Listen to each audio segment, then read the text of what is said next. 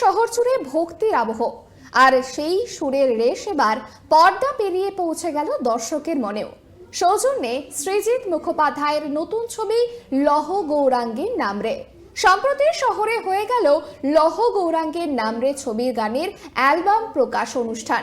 ছবির গান গেয়েছেন জয়তী চক্রবর্তী।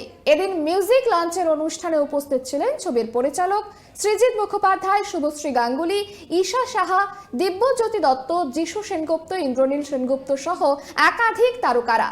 এদিন মঞ্চের সামনে কখনো চৈতন্যদেব, দিব্যজ্যোতি দুহাত তুলে নাচছেন, আবার কখনো গানের তালে খঞ্জনি বাজাতে দেখা গিয়েছে শুভশ্রীকে, আবার কখনো গানের সুরে সুর মিলিয়ে মাউথ অর্গান বাজিয়েছেন সৃজিত মুখোপাধ্যায়।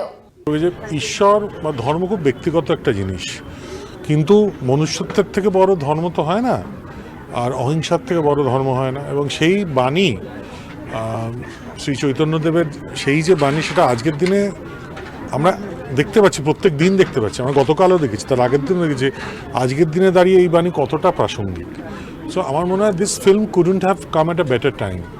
আমি শুধু এটুকুই বলতে চাই যে আমার সবসময় এটাই মনে হচ্ছে যে আমরা এই ছবিটার সাথে যারা যে পদে যারা যুক্ত আছে, কোথাও যেন 2025-এ এসে জগন্নাথ এবং চৈতন্যদেব ঠিক করেছেন যে এই সময় দাঁড়িয়ে এবার তো তোমরা সবাই আমাদের এই গল্পটা আবার করে 2025-এ দাঁড়িয়ে বলবে পরের প্রজন্মের জন্য।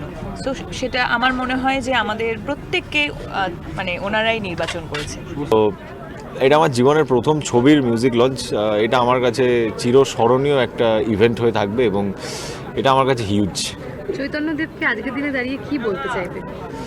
চৈতন্যদেব মানে উনি হচ্ছেন অ্যাকচুয়াল সুপার হিরো, যাকে হচ্ছে আইডলাইজ করা যায় চোখ বন্ধ করে, একদম অন্ধের মতো তাকে বিশ্বাস করে তার পথে হাঁটা যায়।